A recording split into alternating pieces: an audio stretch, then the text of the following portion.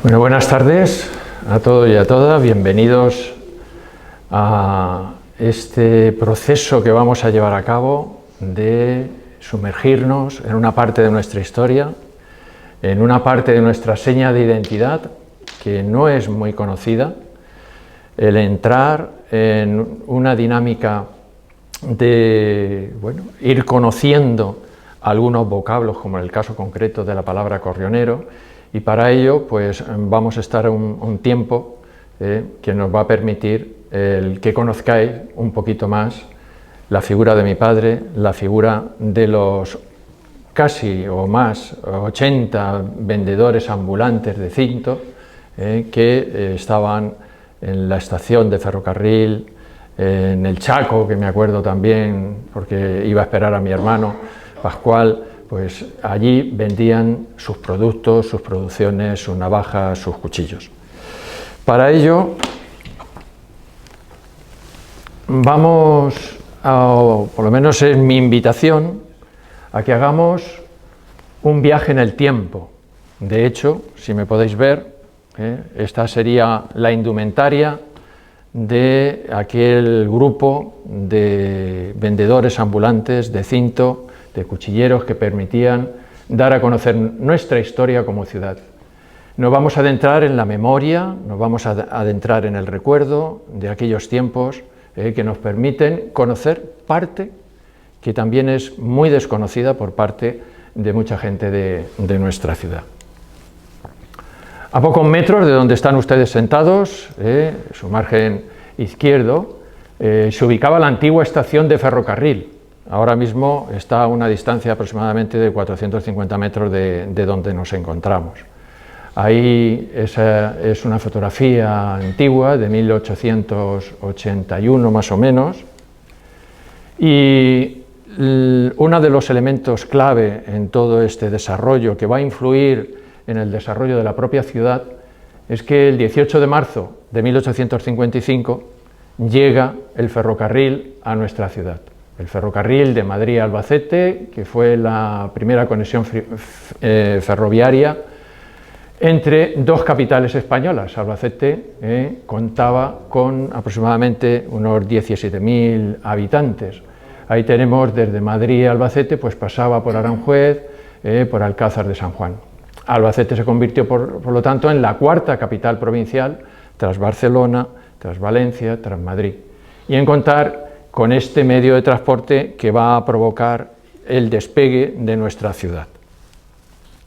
Ahí tenéis tienen el plano de esa época, de 1861, estábamos hablando de 1855, la llegada del ferrocarril, pues ya la evolución urbanística de nuestra ciudad, ahí la tienen en ese plano. Fue construida por la Compañía del Camino de Hierro, se hablaba del Camino de Hierro, no el ferrocarril, de Madrid a Aranjuez por don José Salamanca Mayor, que era el marqués de Salamanca, era de Málaga. Y él es el que llevó todo el proceso de impulso, porque además era ministro de Hacienda, y es el que promovió el desarrollo del ferrocarril en este país. Posteriormente sería la compañía de Madrid, Zaragoza y Alicante, la MZA, la responsable de gestionar todo ese desarrollo. Albacete, por lo tanto, va a ser un punto clave para ese desarrollo, sobre todo hacia el Mediterráneo, y nos va a permitir que una ciudad pues, pueda trasladar pues, sus vinos, sus maderas, sus minerales y todo lo que producía, promoviendo el desarrollo de determinadas industrias en nuestra ciudad. Es anecdótico, por ejemplo, que el marqués de Salamanca, el día de la inauguración, cuando venía, pues producía un levantamiento popular, la Vicalvarada en Madrid, y le pidió a un maquinista que le dejase la vestimenta para poder pasar camuflado y no lo pudiesen coger.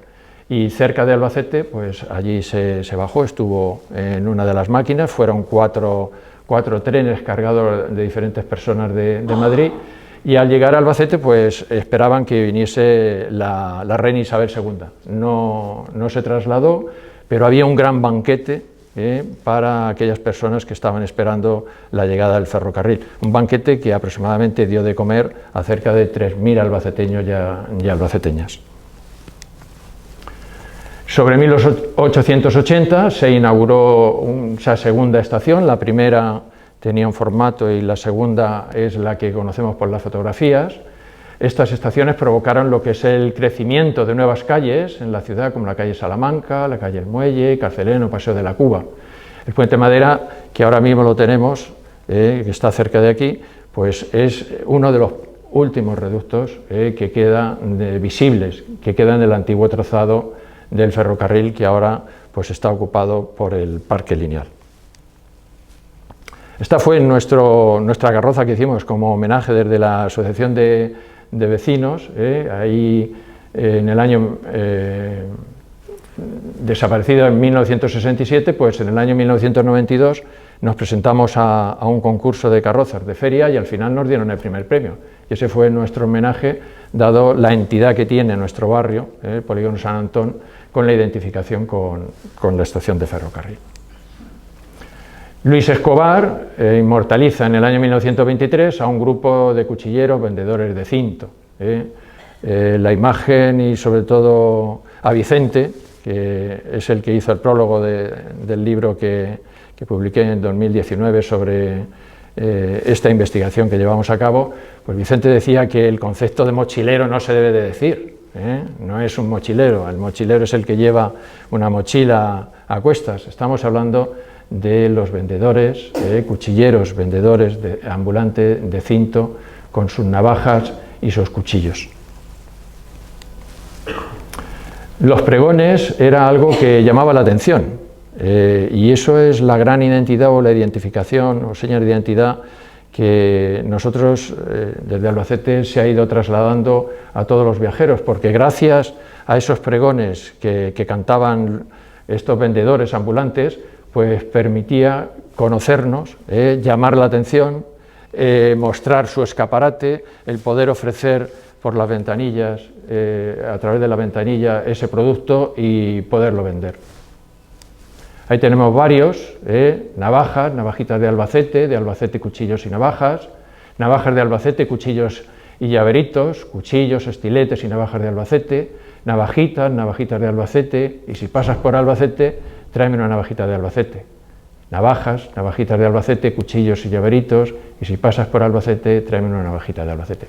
Estos son de los que pude recopilar de todos los que se hacían. Y ahí tenemos a Albocha, que fue uno de los últimos vendedores. En el 1987 deja de vender en la estación y lo grabé porque de alguna manera lo rescatamos porque parecía que había desaparecido, que había fallecido, y estaba en la residencia del Paseo de la Cuba, y le hice una entrevista, le grabé esta canción que la vamos a escuchar.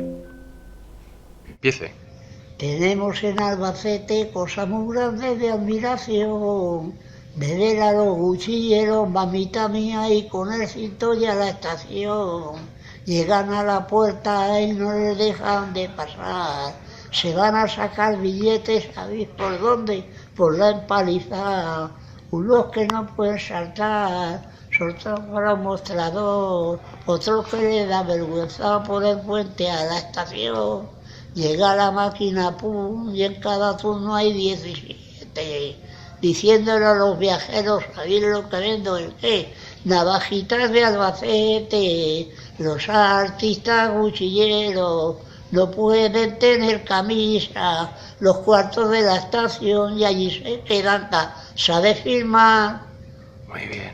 Cánteme lo de Navajitas de Albacete. El pregón. Bueno, pues al año y pico de hacerle esta grabación falleció, se le hizo un homenaje y bueno, yo creo que era bien merecido. Es de los vendedores, de los cuchilleros que tiene, por lo menos de mi padre, que era el que hacía los cintos, luego ya lo veréis, que es todo el trabajo de investigación está relacionado con ello, Pues tiene uno en el museo, está Mariana, que era la directora y ahora es la coordinadora del museo de la Cuchillería de Albacete, pues uno lo tiene en el museo ya bastante deteriorado y luego tiene otros dos en su casa, una maravilla, los tiene cargados de cuchillos. Elías Rovira y este grupo de haiku también colaboraron en la publicación del libro e hicieron su aportación con esos haikus. Ahí tenemos al Bocha, ya al final de la etapa, que como os he comentado, en 1987 lo deja. Con la nariz pegada al cristal, a asomarse a ver los cintos. Señalándola, le pide al abuelo una navajita, ¿no? Yo me atreví a hacer unos cuantos, pero es muy difícil, hacer un haiku es muy difícil. Vamos a oír también ahora una grabación.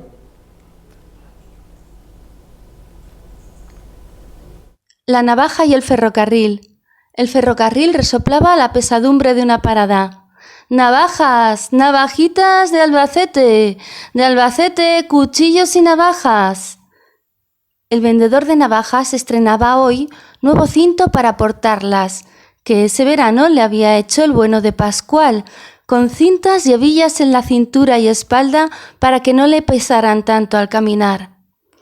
Y con la navaja ligada al paso del ferrocarril, con el hierro y el acero, siendo ya parte de la vida de todos, anunciaba su deleite al viajero, la navajita afilá, el recuerdo de un viaje, el paso por otra ciudad.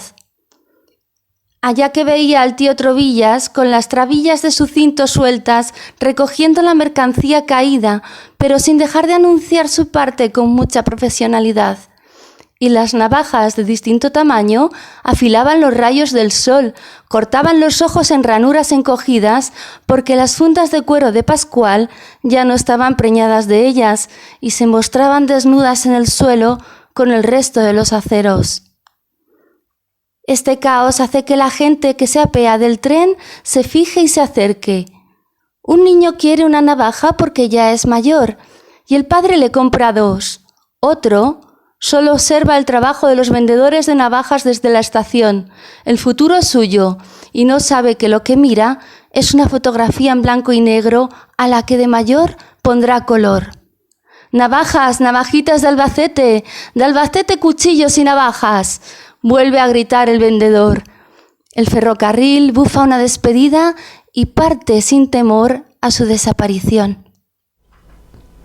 Bueno, pues ahí tenemos el primero y el último de los, por lo menos que tenemos constancia, que es Gabriel Sarrión en 1874, y el último, José Raiz Fati, el Fati, que tuvo, pues bueno, incluso lo detuvieron en algunas ocasiones por vender, hubo bastantes conflictos, que ahora os comentaré sobre el tema de una tienda. Él tenía una autorización, son dos autorizaciones para la venta, donde vienen pues, esas características de que no podían interrumpir la marcha de los trabajadores, que no podían llamar la atención a los viajeros, y ellos fueron, como os digo, en 1874 y en 1996, que fue el Fati. El Fati, cuando era pequeño, le llamaban el nene, dentro de ese grupo. Ahí tenemos a Ángel Rollo Picatorres, 1910, es la primera imagen que tenemos, y ir observando cómo va evolucionando el cinto en su desarrollo, hasta el último cinto, que sería este, que es el que yo copié de mi padre. Entonces, al principio, pues era una faja donde se colocaban diferentes cuchillos y navajas, se ponían trocillos de tablilla, se colocaban incluso papel para no poderse pinchar, y luego tenemos una imagen de Jesús Sáez Cano, de 1920, de la revista Lecturas, donde está haciendo también la venta de una de sus navajas. Ahí tenemos a Jesús Sáez Cano, donde se toma de alguna manera también la imagen para luego la construcción de la escultura, y una imagen muy famosa, la del gazpacho, el raco y el trío Travillas de 1930, de Luciano Ruisi. Ahí tenemos también a Miguel Verdejo Parras, en 1958, mirar la cantidad de material que llevan, ellos incluso el peso, si lo pudiésemos hacer, pues estaba entre 20 y 25 kilos, que eso con el paso del tiempo, lo mismo que me está pasando a mí, que no tengo la costumbre, pues yo ya me va llevando hacia adelante con el peso. Miguel es quien aportó una idea muy importante a mi padre para que se construyese los cintos con dos correas, en plan que sujetase, y no como las anteriores, los otros cintos que solo tenían una correa y que por lo tanto, si habéis visto al trabilla, estaba ya bastante chepado porque el peso les generaba el movimiento hacia adelante y por lo tanto estaban sufriendo su columna. A José Antonio Fernández Poche, con la famosa foto de Belda de 1965, o Antonio Ortega, que era primo de mi padre en 1967, pero cuenta la cantidad de cuchillos y navajas que llevaban, y el famoso pañuelo de sarga, que les permitía también no únicamente el hecho de apoyarse o ayudarle para que no pesase tanto, sino que además, como era ese escaparate, ese muestrario, en caso de que viniese pues, polvo, lluvia, pues ese pañuelo se desenrollaba, y luego veremos al Bocha cómo se coloca ese pañuelo, y les permitía tapar para que el género no se estropease. Los últimos cuchilleros, como os he dicho, vendedores de cinto, es el Bocha en 1987 y el Fati en 1996. Y como os he comentado, el Fati llevó una lucha incansable por la presencia, de su presencia, ya que era el último en la estación de Albacete. Y ahí tenemos pues las dos esculturas. Vicente está aquí, pues tiene la segunda, la que nosotros conocemos, que es el homenaje al cuchillero, y la segunda, que es una escultura, está basada en la figura del Bocha.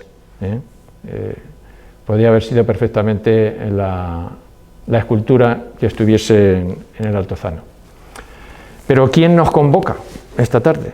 Hemos estado haciendo de alguna manera una visión retrospectiva con el paso del tiempo, como ese tren que camina en el tiempo, pero hay una persona que nos convoca esta tarde y que le debemos, o que le debemos en su sentido a la hora de hacerlo. Ahí tenéis un cinto que lo utilicé bastante, y gracias a ese agujerito que hay por aquí, a ver si señala, no se señala. Bueno, hay un agujerito, conseguí, después de mi mujer Toñi y yo, estuvimos investigando de cómo elaboraba mi padre los cintos, pues metiéndole el dedo descubrí que había un proceso escalonado de desarrollo de cada uno de los niveles, y bueno, luego la forma de poderlo coser, cómo hacerlo, y este es de Julián, el hermano de Amos. Ahí tenéis a mi padre, el carnet de identidad. Aquí está mi hermana, María. ¿Quién era y a qué se dedicaba? Bueno, pues la figura de mi padre en 1912 nace en Chinchilla, su padre fallece aproximadamente 6 años después, y se tienen que trasladar, toda la familia eran descendientes de panaderos, y se tienen que trasladar a Albacete. Descubrimos hace no mucho tiempo que tanto mi abuela como su hermana y luego una tía estuvieron trabajando en la Diputación de Albacete, estuvieron trabajando como limpiadora. Por ejemplo, mi abuela estuvo trabajando para la familia Ciller como limpiadora cocinera, estuvo allí durante un tiempo. Y esa es mi madre, Plasa, es la que de alguna manera le acompaña en todo ese proceso, porque al final, gracias a mi madre, empieza a utilizar el tema de la máquina de coser. Hasta ahora, bueno, hasta ahora no, mi padre en ningún momento aprendió a coser, todo lo hacía a máquina con las tablas, que ahora veréis cuál es el resultado. Esa es la familia de Pascual Ortega, ese pequeñajo que hay por ahí, que nos señala, pues, pero es un momento, ese de 2 años, pues soy yo, ahora tengo ya 68, pues han pasado un poquito de tiempo, con mi hermano, mi hermana María, que es la que está en medio, que está aquí. Esa es yo creo que de las poquitas fotografías en las que aparece mi padre en el taller de Juan José Íñiguez, que es donde empieza, aproximadamente sobre 1934. El taller se define a nivel industrial como taller de talabartería, y ahora iremos viendo que hay conceptos diferentes: talabartería, guarnicionería, corrionero. Pues ahí están trabajando. El dueño ahora, parece, este es el dueño, el padre, este es el hijo, Coché, Delicado. Ahí tenemos a Expósito, que Vicente y Mariana seguro que se acuerdan, y ahí está mi padre. Mi padre siempre llevaba su gorra, con sus mangas remangadas, en invierno parecía que no tenía frío, y bueno, ahí es una imagen que bueno, tiene el todo contenido. Las manos eran un poema. Le hice una fotografía y la presenté a una exposición, porque eran un callo. Toda su mano era un callo a la hora de estirar el hilo bramante, el coser, el cortar. Todo ese esfuerzo tenía una fuerza impresionante, porque todos los días haciendo este movimiento y cosiendo, pues era algo que llamaba la atención. ¿Qué hacía? Pues guarniciones, enganches, arreos para todo tipo de animal. Hubo una época donde a nivel del taller de Juan José Íñiguez fue muy floreciente, mientras duró, que los caballos, las mulas y tal eran un elemento que compartía la vida de los agricultores, y luego fue pasando. Pues entonces todas esas guarniciones, ahí tenemos una fotografía que conseguí hacer al último guarnicionero de Tarazona de la Mancha. Estuve con él trabajando unos días, que él el que me proporcionó todo este tipo de material para poder hacer los cintos, los enganches de todos los animales. Ahí tenéis ejemplos. Ahora con Vicente hablábamos de esta navaja, que es de Zafrilla, la inventó Zafrilla. Es una navaja, bueno, no una navaja, es un cuchillo plegable que permite convertirse en un instrumento llamativo. Bueno, pues para poderlo hacer se utiliza esa funda que hay ahí. Es una de las fundas más elaboradas. El botón de arriba. Espera. Ahí. El ejemplo, bueno, ahora mi sobrino me ha traído también otra de las que tenemos, pues es ver cómo mi padre era capaz, sin ningún tipo de ruleta para marcar los puntos, pues era capaz de coser con ese nivel de perfección. Si le diésemos la vuelta a esa funda de ese cuchillo, pues es lo mismo por delante que por detrás. Y luego tiene pues unos distintivos que son unos troqueles que permiten identificar al corrionero. Y esa fue mi primera funda con mi primer cuchillo, un canguro. Porque este cuchillo va encima de otro cuchillo mucho más grande y le llaman canguro, y él me iba de campamentos y entonces me dijo: pues mira, te voy a hacer tu primera funda y vas a llevar tu primer cuchillo. Estos son los cintos de Fati. Su familia tiene 3, este en concreto que veis ahí cargado de navajas, cuando yo se lo hice había venido de Alemania, de una exposición, y la tenía todavía completo. Pero eso fueron los cintos. Conforme iba viendo los cintos, me iba dando cuenta que mi padre es el que los hacía. Porque yo al principio, cuando empecé todo el trabajo de investigación, gracias a Mariana que me impulsó, que me dijo: tira hacia adelante para ver todo el contenido y todo qué es lo que ha pasado con ello, pues me iban pasando cintos, me pasan el de Julián, me pasan los de Fati, me pasan otros, y digo, bueno, esto quien hacía los cintos aquí en Albacete era mi padre. Había otro corrionero, que era Constantino, que estaba en la Plaza de las Carretas, que también hacía, pero los vendedores, los cuchilleros, no se los querían que los hiciese él, porque el problema que él hacía es que cuando ellos se abocaban hacia adelante se les caía.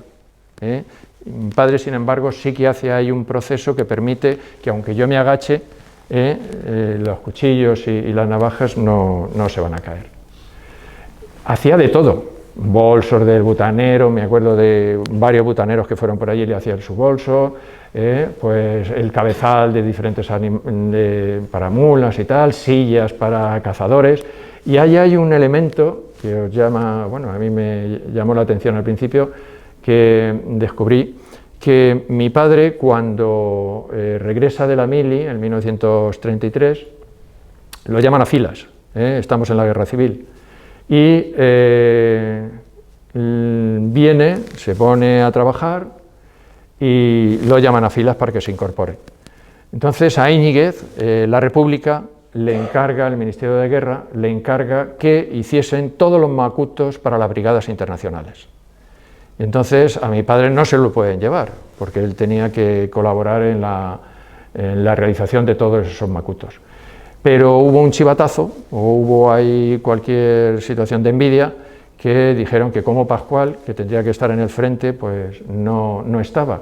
Y bueno, pues al final se lo llevaron y fue al frente de Teruel.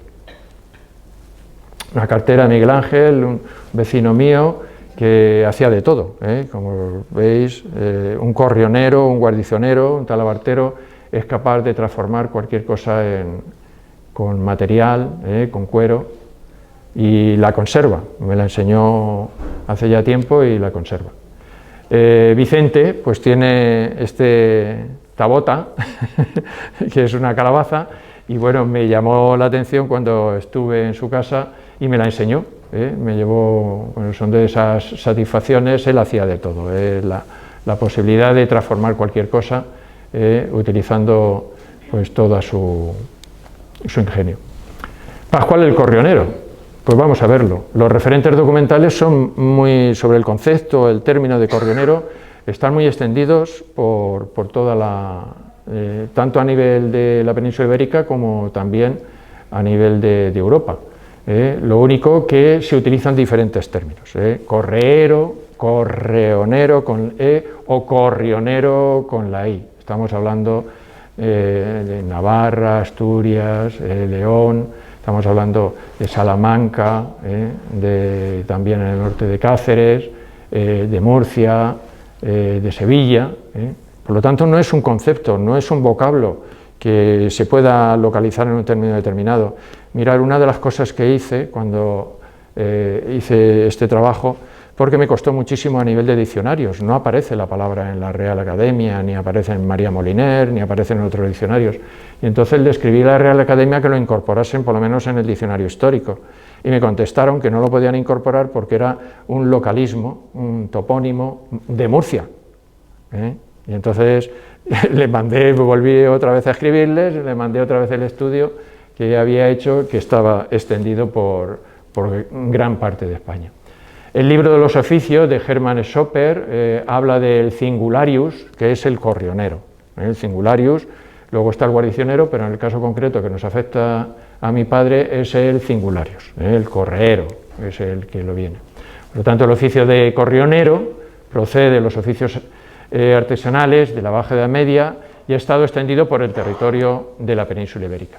Ahí tenéis, porque fui consiguiendo anuarios, guías, como a lo largo de toda esa época de 1887, pues se van identificando guarnicioneros dentro de nuestra ciudad, pues Alfonso.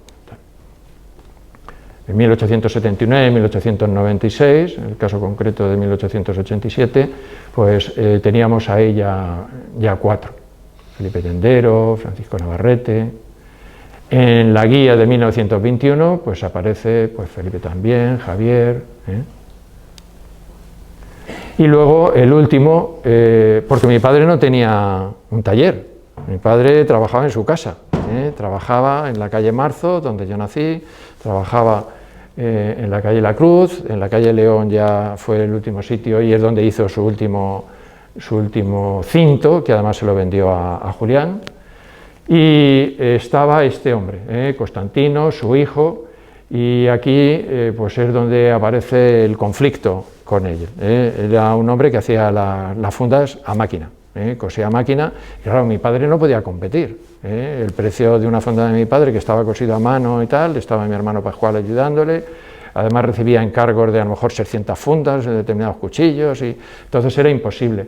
Entonces, pues mi padre dice, pues no, hay que ponerse las pilas y tenemos que, de alguna manera, enfrentarnos a esta nueva realidad. Y entonces mi madre fue la que empezó cosiendo a máquina, luego apareció mi hermano José Luis, mi hermana Nieves, y a través del apoyo de ellos, pues se fueron haciendo, ya os digo, miles y miles de, yo por lo menos que tenga referencia, hasta que me fui a estudiar a Valencia, pues había encargos de unas cantidades impresionantes, sobre todo los Bartolos, Zafrilla, él encargaba un montón.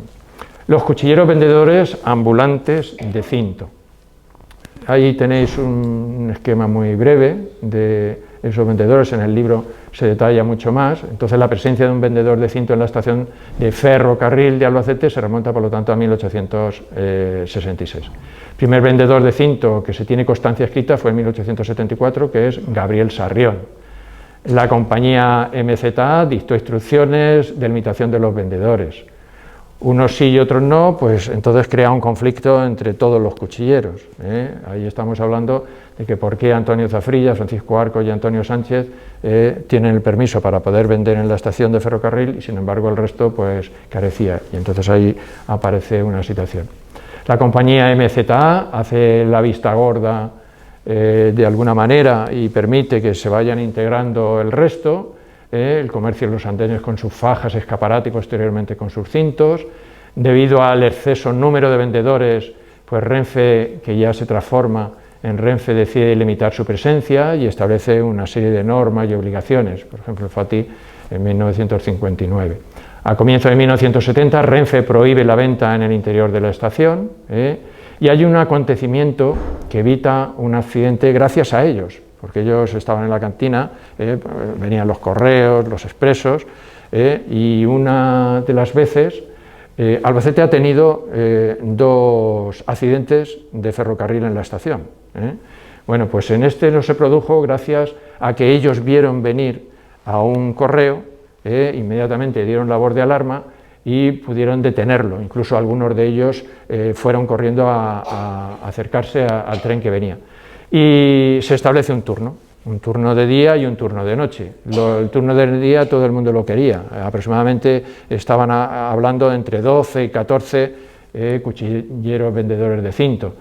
El de día era el que más le interesaba porque luego durante el día pues, se acercaban a la estación de autobuses, podían estar vendiendo en otros sitios. Y la noche pues estaba muy localizado y por lo tanto era mucho más sacrificado la venta. Pero en la década de los 70 comienza una decadencia debido sobre todo al tiempo de parada y al modelo de tren, sobre el tema de las ventanillas. Si habéis montado en momentos por la edad en los antiguos trenes, pues la ventanilla se bajaba, ellos mostraban su escaparate, ofrecían el producto, lo vendían, lo compraban. Y al introducirse nuevos modelos donde no se podía bajar, porque ellos no se les permitía que subiesen o cediesen. Algunos, por ejemplo, el Bocha se subía con el cinto, se subía, pagaba su billete y se iba hasta la Roda, entonces aprovechaba para poder vender y para poder comprar pan para luego traerla a su familia.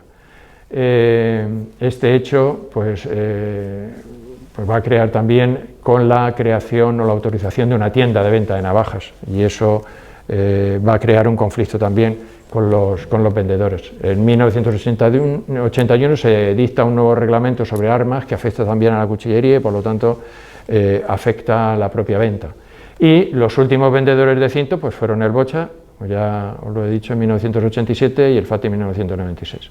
Aproximadamente, gracias a Vicente, que hicieron una relación de aproximadamente 80 vendedores de cinto los que han pasado. Por lo tanto, estas personas son las que han establecido de alguna manera una seña de identidad en nuestra ciudad y hay que agradecerles que ellos eran los que vendían, difundían y vendían nuestros productos. El cinto y su evolución. El cinto está relacionado con un fajín, un cinturón, una faja o ceñidor, que era una prenda indumentaria tradicional de la época. Hay imágenes o fotografías de Madrid en 1873, era esa la famosa faja escaparate, incluso hay una especie de cómic que desde Madrid se hace, donde ridiculizan a Albacete y entonces nos ponen a un vendedor, y bueno, es uno de los primeros dibujos que hay. Utilizaban el fajín o un pañuelo dividido con pequeñas tablillas y protegido con papel, y luego las primeras imágenes del cinto tradicional, pues en 1921 con Jesús Sáez, la revista Lecturas en 1922 con Ángel Royo Picatorres, en 1923 con la fotografía de Luis Escobar y en 1930 la fotografía de Luciano Resín con los tres.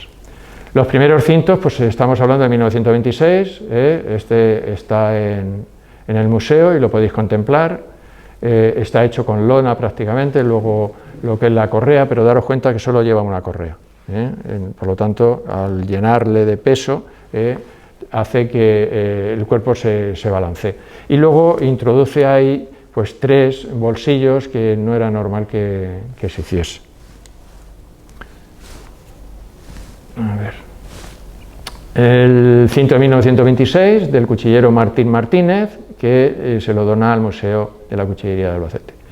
Pascual el Corrionero comienza a elaborar cintos a finales de los años 1947, hace el cinto del Bocha, aproximadamente tienen unos 16, 17 años, en 1950 hace el cinto de Fati, y luego a finales de los años 60 Miguel Verdejo y Pascual Ortega introducen los 2 correas de sujeción en la parte de atrás. Esto es lo que permite que puedas mantener el peso en tu cuerpo. Todos los cintos que se han utilizado en el trabajo que hice de investigación y que se reflejan, todos ellos han sido realizados por mi padre, por Pascual Ortega Izquierdo.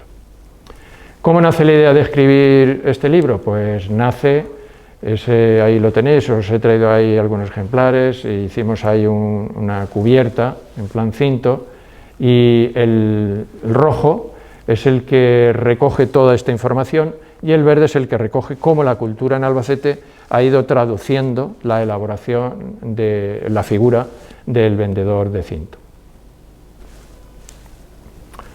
Pues nace todo de cuando estaba en la escuela, y aquí tengo un alumno, que ahora se va a ver. Nace sobre una tarea integrada, el colegio Ana Soto se involucró en un proyecto a nivel nacional con 50 centros para experimentar todo el tema de las competencias y tal, y bueno, nos eligieron a nivel nacional y formamos parte de eso. Y una de las cosas que nos plantearon era crear lo que se llamaban tareas integradas para desarrollar cualquier contenido, cualquier temática con las diferentes áreas curriculares. Entonces había una visita al museo con Mariana, que estuvo presente, una visita a la Escuela de Cuchillería, Ramón Núñez. Intentamos sobre todo aprender toda una serie de cosas, sobre todo pues adquirir conciencia de respeto, cuidado y protección de este patrimonio cultural que gira en torno a la cuchillería, y es el gran trabajo que tenemos que ir haciendo, porque yo creo que todavía no está lo suficientemente desarrollado. Hay una secuencia didáctica, lo hicimos a nivel de alumnado, el grupo que estábamos dentro de educación primaria, y en la clase pues les hice una exposición con todos los materiales de 4 oficios, pero uno de ellos era la exposición del corrionero, y ahí pues tenéis diferentes materiales, las famosas tablas que le permite, las cuchillas pues de media luna, el cerote, que es un de cera para el hilo gramante que pueda correr y pueda deslizarse cuando se cose. Los alumnos hicieron pues su navaja con cartulina, pero hicimos nuestra navaja típica albaceteña, cosimos nuestra funda con un patrón, es decir, que experimentasen. Y bueno, salieron una cantidad de materiales, de propuestas, con un portafolio que tenían cada grupo. Y ahí los tenéis. Y si llegase, ahí está, ¿te localizas o no? Gracias, sí. Y bueno, está Mariana, alumnos de prácticas, y bueno, además éramos una clase interculturalidad, teníamos diferentes nacionalidades, teníamos indios, teníamos de Mali, y bueno, hicieron un trabajo excelente. Yo es de las cosas más maravillosas que he tenido a nivel educativo. Y bueno, lo que sí pretendía con ello y lo que pretendo con lo que estoy haciendo aquí esta tarde con vosotros y con vosotras es un homenaje a la figura de mi padre, que fue el último corrionero, esa palabra espero que no se os olvide, corrionero, está también correonero, pero a mí me gusta, y mi padre, cuando se casó, en el libro porque primero se tuvieron que casar a nivel civil, él puso corrionero. Luego en documentos oficiales le ponen talabartero, porque como estaba en un taller de talabartería, pero en otros documentos como el carnet de identidad le ponen guarnicionero. Por lo tanto, son tres conceptos que se pueden equiparar unos de otros, lo único que el corrionero en teoría en sus inicios es el que hacía pues todos los arreos, las grandes correas para los animales de carga, de montura y tal. El guarnicionero ya hace una diversidad de productos y el talabartero ya trabaja un poquito más fino, con otros materiales y tal, pero la diferenciación entre unos y otros es muy...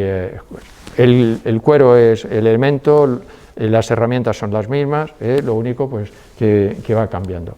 Y luego yo creo que sí se lo merecen, es un homenaje a los cuchilleros. Esos 80 que han hecho una seña de identidad y hay que rescatarla, hay que rescatarla. Está Mariana, yo ya se lo dije y le pido desde aquí que tenemos que hacer en el museo el rincón del corrionero, porque creo que es necesario. Ya le dije que todos los materiales, todo lo que tenemos a nivel de familia, todas las herramientas las vamos a donar, pero tiene que estar expuestas en unas vitrinas dentro, y es un apartado que el Museo de la Cuchillería tiene todavía no cumplido. Ese es uno de los que hice 6. 4 están en el museo. Ahora, por ejemplo, en Fitur, pues si habéis visto al vicepresidente de APRECU, pues iba con él. Una de las cosas que yo aprendí era a través de la observación. Yo veía cómo mi padre lo trabajaba, no el secreto en sí de cómo lo elaboraba, porque costaba, incluso cuando, bueno, mi padre, como os he dicho, lo hacía todo a mano, los cosía a mano y tal. Entonces yo no podía hacerlo, lo podría haber hecho, pero 6 no podría coserlos a mano. Entonces lo que hice fue localizar aquí en Albacete a una zapatera, que además tenía una máquina que nos permitía, y entonces se intentó empezar a coserlo, y no sabía cómo coserlo. Hasta que le dije, no, esto tiene un proceso determinado, que hay que empezar por aquí, luego se vuelve, luego hay que seguir, y luego ya todo el resto, la terminación, con Jesús Senabre, cortamos allí en Tarazona pues todas las correas, y ya en casa pues con las tablas, con el cerote, las agujas, pues poquito a poco fui haciendo esos 6. A modo de epílogo, pues el desconocimiento de los vendedores de cinto y la figura del corrionero y sus producciones, hay un anonimato que por lo tanto tenemos que rescatarlo, el esfuerzo y el trabajo poco remunerado, la vida de pobreza que tenían, le llamaban que tenían el trabajo de gorrineras. Le decían a esta gente, a estas personas que trabajaban, su trabajo era de gorrineras. ¿Por qué? Porque vivían en casas comunales y la gorrinera la utilizaban luego como pequeño taller. Ellos iban haciendo, se especializaban en una navaja determinada, y una vez que ya tenían, las vendían a Zafrilla o cualquier otra empresa. Por ejemplo, una de las cosas así que llama la atención es que por una docena de navajas de pistón, pues 12 pesetas. O 14 pesetas como máximo, incluso en algunos momentos más económico, por lo tanto ahí había una situación también de explotación hacia ellos. Y lo que les sobraba, con sus compañeros, antes de ir y llenar sus cintos, intercambiaban modelos diferentes. Entonces ellos tenían una gran variedad, pero gracias a eso, porque uno se dedicaba a la fabricación de un tipo, el otro se fabricaba otro, el otro tal, y había intercambio. Por ejemplo, pues un machete tenía un valor de 3 navajas, pues le daba el machete, le daba las 3 navajas correspondientes, y por lo tanto en ese proceso de trueque es lo que les permitía de alguna manera el ofrecer luego en la estación. Ejercían, como os he dicho, un trabajo de gorrineras, son los que han dado a conocer nuestra ciudad y su principal seña de identidad, Albacete, ciudad de la cuchillería. Creo que no tendríamos que permitir ser indiferentes ante esta realidad, ante esos 80 personas que estuvieron dedicadas a ello, y también el acompañarlo a mi padre con el tema de los cintos, nuestro recuerdo más entrañable e identitario. Es un libro, en el caso concreto del libro, pues compartido, colaborativo, intenté entrevistarme con muchísima gente, el compartirlo, por lo tanto en los agradecimientos aparece muchísima gente, pues aparece Vicente, Amor, Ricardo, Mariana, que luego tiene un error, una errata, le puse Marina, y le faltó.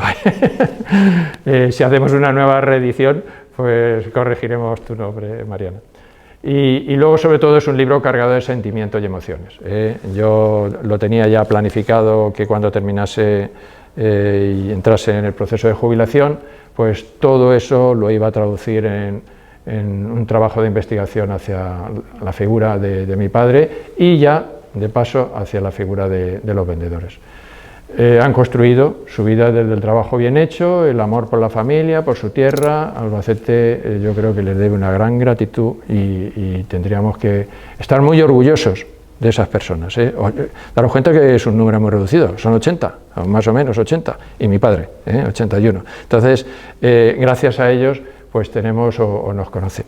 Y si os parece, vamos a ver de una manera rápida. Y bueno, las fotografías de José Juan, ahora es que las vamos a ver. Vamos a ver, porque luego hay unos PowerPoint de cómo se monta, herramientas.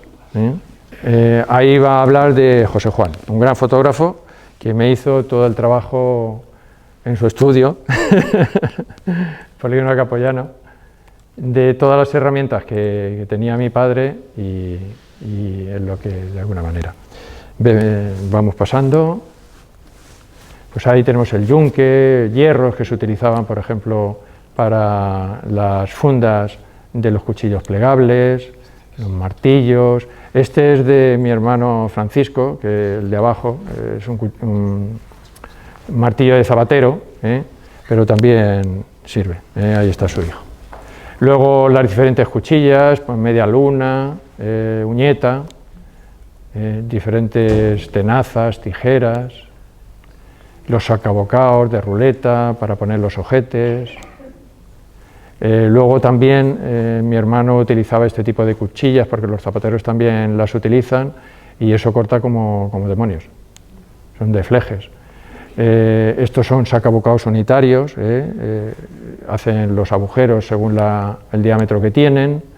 Eso son los troqueles, donde no se ve muy bien, pero ahí están los dos troqueles que utilizaba mi padre, una especie de pequeña serpiente y luego una especie de flor. Pues reglas, metros, ahí para poner los automáticos. Yo de pequeño pues puse bastantes, tanto a nivel de remaches como automáticos. Mi padre también le echaba una mano, toda la familia le echaba una mano. Ahí pues tenéis los cerotes, el bramante, los diferentes tipos de agujas, las leznas. A la hora de enhebrar una aguja es todo un rito. Por ejemplo, Jesús Senabre dice, ¿tú no sabes cómo se enhebra? Digo, claro que lo sé. Entonces le cogí una aguja y empecé a enhebrarlo. Porque claro, normalmente cuando se cose a nivel de casa, una aguja normal, no se hace ningún nudo ni nada, y entonces a lo mejor al coser pues se te va y te quedas con la aguja. No, pues aquí si estamos haciendo fuerza, estamos cosiendo, no se puede ir. Entonces hay un proceso de ir cogiendo por la punta de la aguja, se va insertando, luego se vuelve, se inyecta por el agujerillo, se estira y entonces eso no hay quien lo mueva. Esos son los diferentes tipos de billas. Está la villa Este es el molde que utilizaba mi padre para hacer el tipo de funda para este cuchillo. Era un molde de madera, había que coser primero la funda, se mojaba, se ponía, se secaba y luego, por eso este tipo de funda costaba bastante. Esos son ralladores para poder darle al cuero un cierto grado de vistosidad, los remaches de los zancas, remaches normales, de esos he puesto yo también muchos. Estas son las tablas de mi padre, que tenía, incluso hay veces pues cogía y cortaba encima de las tablas, se colocan entre las piernas y es lo que permite sujetar cuando estás cosiendo una funda o estás cosiendo una parte con otra y que no se vaya. Pues un compás, esto es una ledna para cuando se quiere, porque tiene un agujerito ahí para intentar introducirlo cuando son ya aparejos para animales. Esto es para marcar en el cuero. Esto se le llama matacantos, es decir, el cuero pues tiene un perfil, pues entonces hay que intentar que se quede, se embellezca, entonces se utilizan, son matacantos. Es una máquina para cortar las correas, por ejemplo estas correas pues se cortaron con esa máquina, mi padre no la tenía, esta es una máquina que conseguí de una fotografía. Pues bueno, pues si tienes que sacar algún clavo, esa es la ruleta, mi padre nunca la utilizó porque dependiendo del tipo de ruleta que le pongas, pues los puntos los hace de una manera o los hace de otra. Y luego el punto tiene una inclinación y cuando se pincha tienes que pinchar con una inclinación determinada, es decir, es todo un rito que se lleva. Esta es la chifla para rebajar el cuero, este también es para intentar reducir. Ahí tenemos también, pues serán de hueso para intentar moldear, pues la lima y los materiales. El cuero, ese por ejemplo es de un hacha, es una que hizo mi padre y que luego al final. Ahí están pues badanas, cuero, el sky también se utiliza, por ejemplo aquí se utiliza un sky para proteger el tema de los pegamentos y las producciones, ahí tenéis los diferentes tipos, la que os he comentado, el cuchillo de funda, y esos son pues algunos ejemplos de Julián, del cinto. Pues gracias a ese agujerito pudimos descubrir en qué consistía.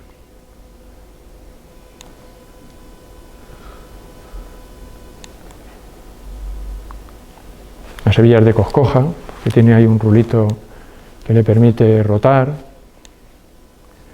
Y esa, bueno, para mí es una maravilla, esa funda, está muy bien elaborada y bueno, tenerla en la mano es todo un privilegio. En el museo, que también se lo comenté a Mariana, hay diferentes fundas de mi padre, entonces en las cartelas también habría que colocar quién hizo esa funda.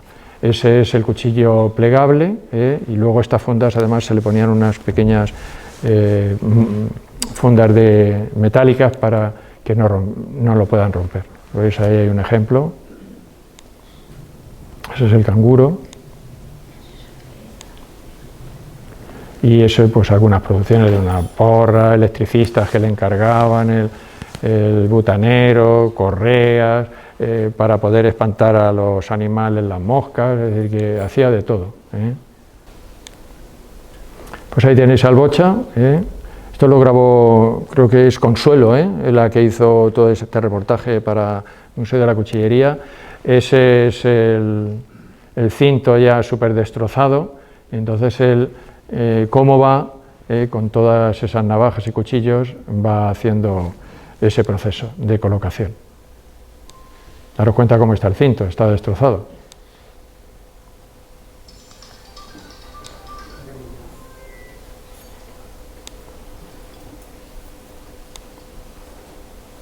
Ya lo va llenando cada vez más y ya os he comentado que puede haber cintos que una vez completados, los que tiene en su casa, pues pueden pesar entre 20 y 25 kilos como mínimo. Daros cuenta de la cantidad de material, de navajas, cuchillos. Hay algunos cuchillos que son fundas de mi padre.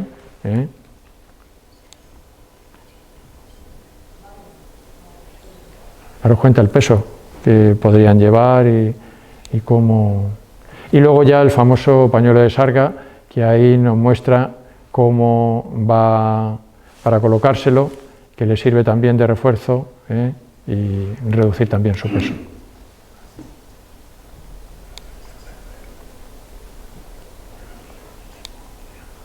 luego va envolviendo hasta que se queda el cinto, y si llovía o lo que sea, pues desenrollaba y lo volvía otra vez a colocar, ¿eh? Pues ya está. Bueno, para terminar, volvería a tomar esa referencia que antes os decía. Creo que todos debemos colaborar en trasladar ese homenaje a ese grupo de vendedores, de cuchilleros vendedores de cinto, esas 80 personas, a la figura de mi padre en el sentido de que elaboraba esos cintos, pero que todos ellos han colaborado en hacer una seña de identidad muy poco conocida. Por lo tanto, en nosotros de alguna manera está el rescatar esa idea, el trasladar a otras generaciones que no han vivido esta situación. Por ejemplo, mis alumnos sí que lo han vivido, y yo creo que son de los pocos centros educativos que han tenido una experiencia de ese nivel, pero que es un trabajo de concienciación que tenemos que hacer. Esa seña de identidad no se puede perder. Ese trabajo que desarrollaron y esa memoria que tenemos de ellos no podemos abandonarla, y por lo tanto tenemos que hacer un esfuerzo como albaceteños, como albaceteñas, de que una seña de identidad que es única, no hay nadie en el mundo, ni en Argentina, ni en Francia, ni en Alemania, que tengan esto, este escaparate que permite o les permitía que pudiesen vender todas sus producciones en un trabajo de gorrineras. Por lo tanto, yo le daría fuerte aplauso.